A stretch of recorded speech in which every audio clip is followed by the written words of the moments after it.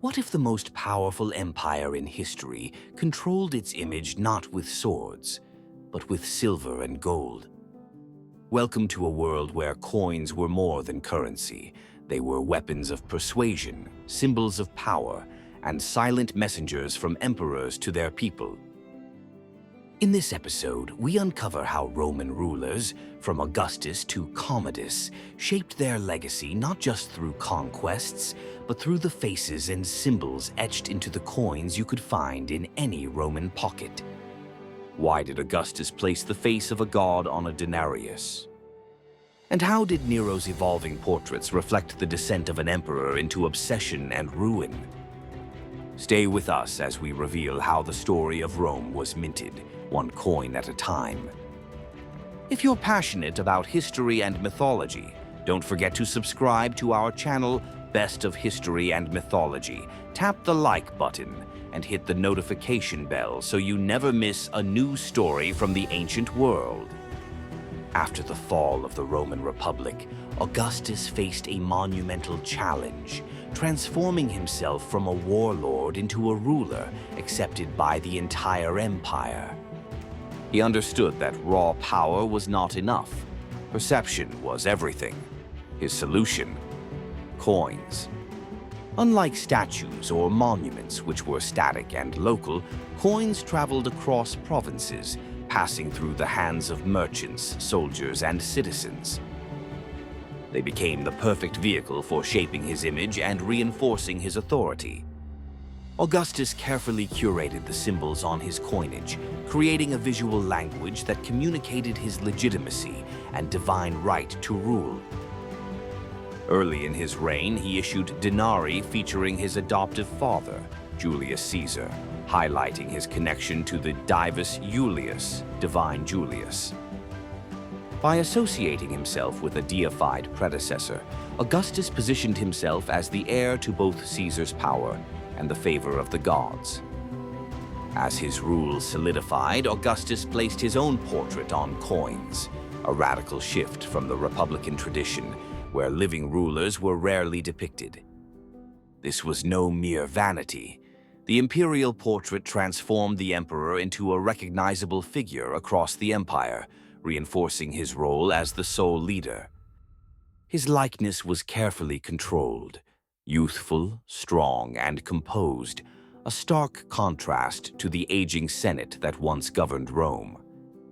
His titles, such as Imperator, Pontifex Maximus, and Pater Patriae, were inscribed alongside his image, cementing his supreme authority in military, religious, and civic matters.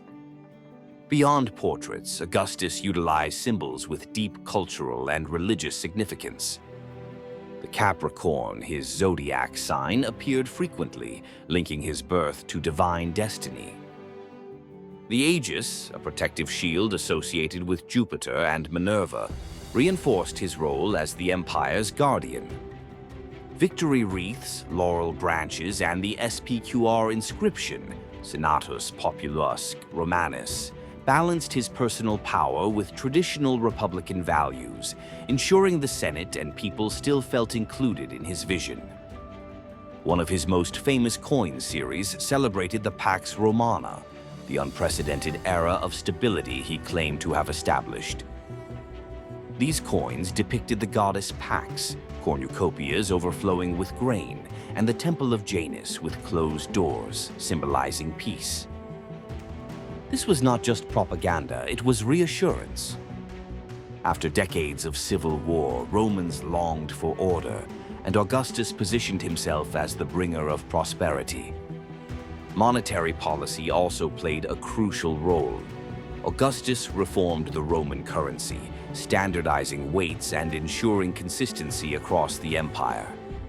His introduction of the gold aureus alongside the silver denarius reinforced economic stability, making trade more efficient. This financial reform further strengthened his image as a capable and disciplined ruler. Through coinage, Augustus mastered the art of invisible persuasion. Whether a farmer in Gaul, a trader in Egypt, or a soldier on the German frontier, every Roman who held an Augustan coin carried a piece of his vision. Every transaction reinforced his supremacy. In an empire where most subjects would never see the emperor in person, his face on their currency became the ultimate symbol of power, subtle, omnipresent, and inescapable. Do you believe leaders today still use symbols the same way emperors once did on coins, to shape how we see them? We'd love to hear your thoughts. Leave a comment below and tell us what modern coin you think carries the weight of hidden power. Tiberius inherited an empire shaped by Augustus, yet his approach to coinage reflected a stark contrast. Unlike his predecessor, who embraced visual propaganda, Tiberius issued a limited variety of coins, focusing primarily on stability rather than personal glorification. His most famous issue, the tribute penny, denarius featuring a seated Livia as pax, became synonymous with taxation and imperial order.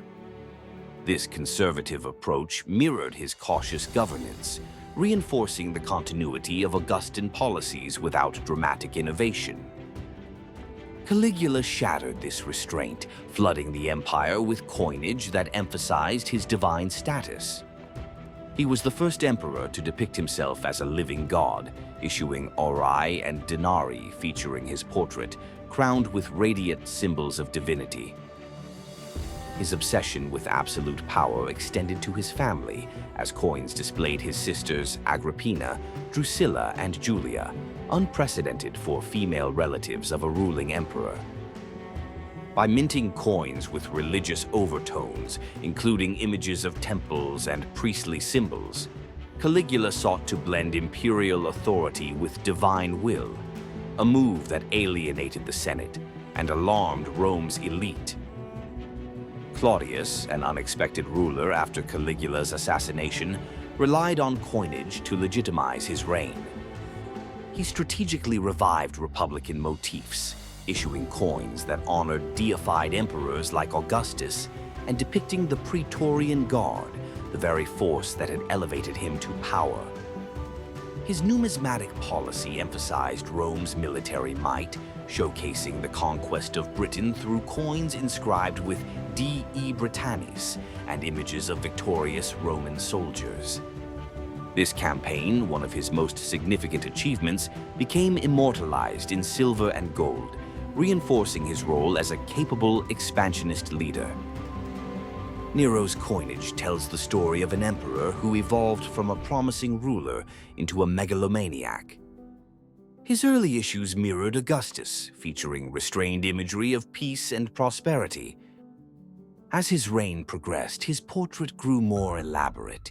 His hair curled extravagantly, his features hardened, and his titles expanded, reflecting his increasing self-indulgence. He introduced the quadriga aureus, a gold coin showing him in a chariot, an unmistakable allusion to divine triumph.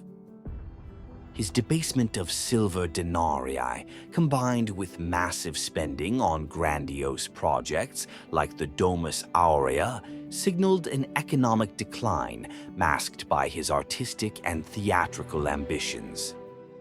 Through 4 emperors, the Julio-Claudian dynasty used coinage as a mirror of their rule.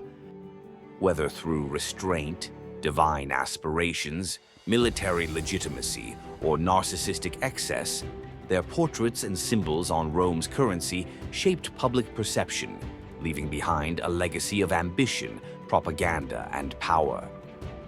After Nero's death in 68 AD, Rome plunged into chaos. The empire saw 4 rulers rise and fall in rapid succession: Galba, Otho, Vitellius, and Vespasian. Each contender minted coins to solidify his claim, creating a rare and volatile period in Roman numismatic history where currency was as much a weapon as a means of exchange. Galba, the first to seize power, issued coins that emphasized legitimacy and tradition.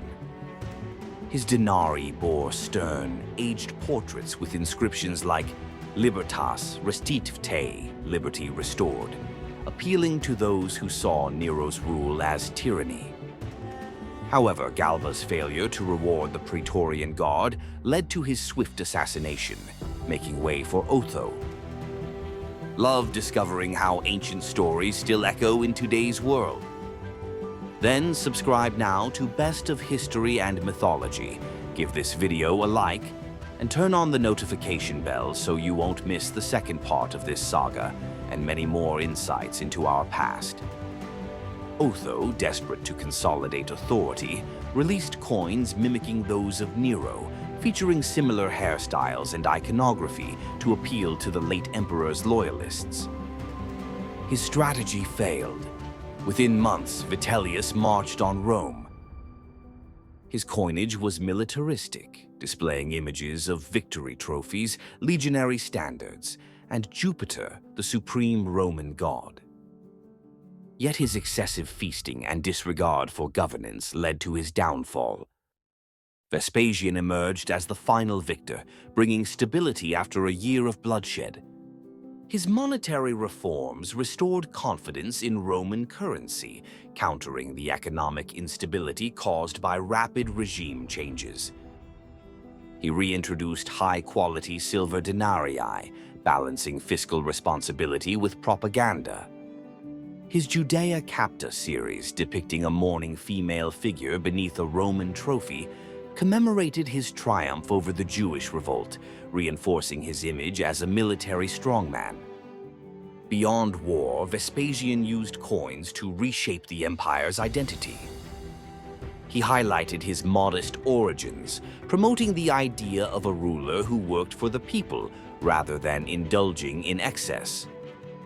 The Aquitus type, showing the goddess of fairness, symbolized financial reform, while the Fides and Concordia coins underscored stability and unity.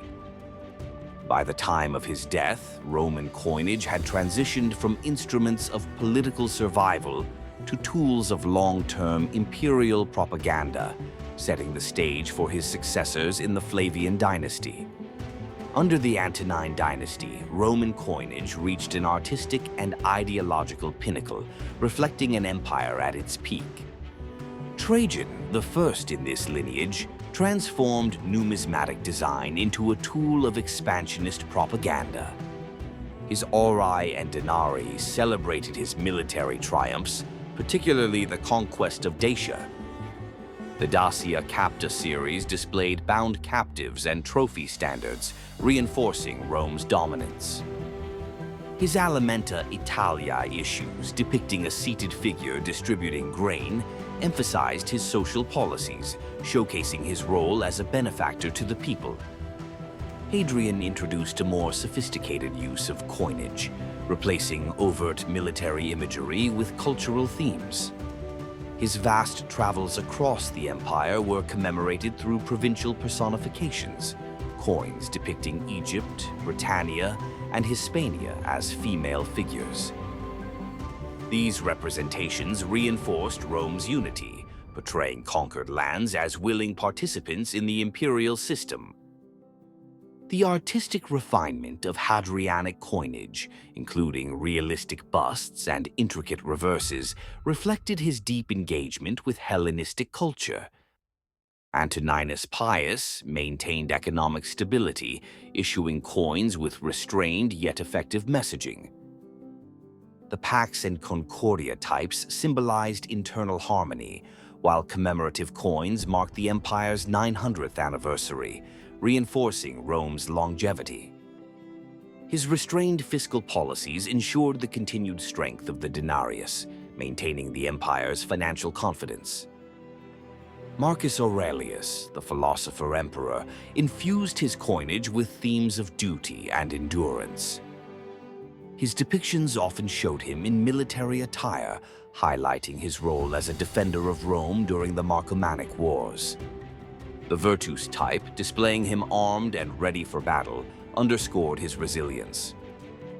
Meanwhile, his joint coinage with Lucius Verus showcased imperial unity, a rare instance of power sharing in Roman history.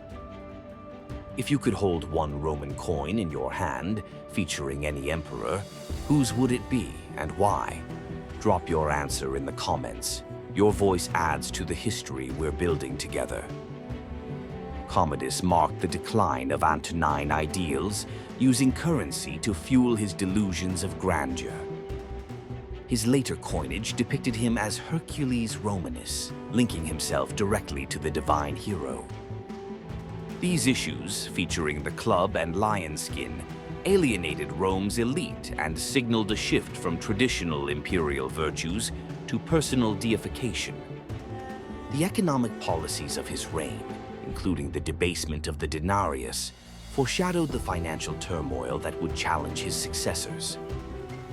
In the Empire of Silence, a coin speaks the emperor's truth. Thanks for watching, and see you in episode 2, always here on Best of History and Mythology.